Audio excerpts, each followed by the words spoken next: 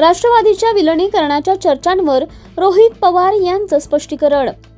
राष्ट्रवादी काँग्रेसच्या दोन्ही गटांच्या संभावित विलिनीकरणाबाबतच्या राजकीय चर्चांवर रोहित पवार यांनी आपली स्पष्ट भूमिका मांडली। पक्षाचे मुख्य नेतृत्व शरद पवार आणि खासदार सुप्रिया सुळे हेच या संदर्भातील अंतिम निर्णय घेतील असंही त्यांनी स्पष्ट केलं। पक्षातील बहुतांश कार्यकर्ते आणि नेते जनतेच्या प्रश्नांवर संघर्ष करायला कटिबद्ध असून शरद पवार हे कोणत्याही परिस्थितीत भाजप किंवा एनडीए सोबत जाणार नाहीत असा ठाम विश्वासही त्यांनी माध्यमांशी बोलताना व्यक्त केला।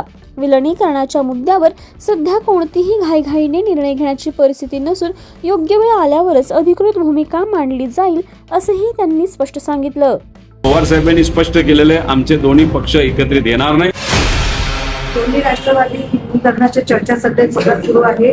तुमचा भाजप सोबत सत्तेत जाण्याला विरोध राहणार का? चर्चा कुठे सुरू आहे?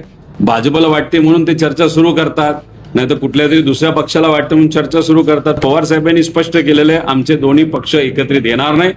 आमचा पक्ष हा रस्त्यावर राहून लोकांची बाजू मांडत शिवशाहू फुले आंबेडकरांच्या विचारावर तिथं राहणार, जो विचार पवार साहेबांनी गेले 65 वर्ष तिथं सांभाळलेला आहे, त्याला वाढवलेलं आहे, ताकद दिलेली आहे, तोच विचार आम्ही पुढे घेऊन, त्यामुळे विलिनीकरणाचा मुद्दा तिथं कुठेही त्या ठिकाणी येतो। पण कुठे अपसेट दिसताय का? काँग्रेसकडून काही वक्तव्य आले, पवार साहेब जेव्हा मोदी साहेबांना भेटले पंतप्रधानांना, त्यानंतर काँग्रेसकडून आमचंही लक्ष ठेवून आहे असे काही वक्तव्य आले, अपसेट दिसताय काँग्रेस?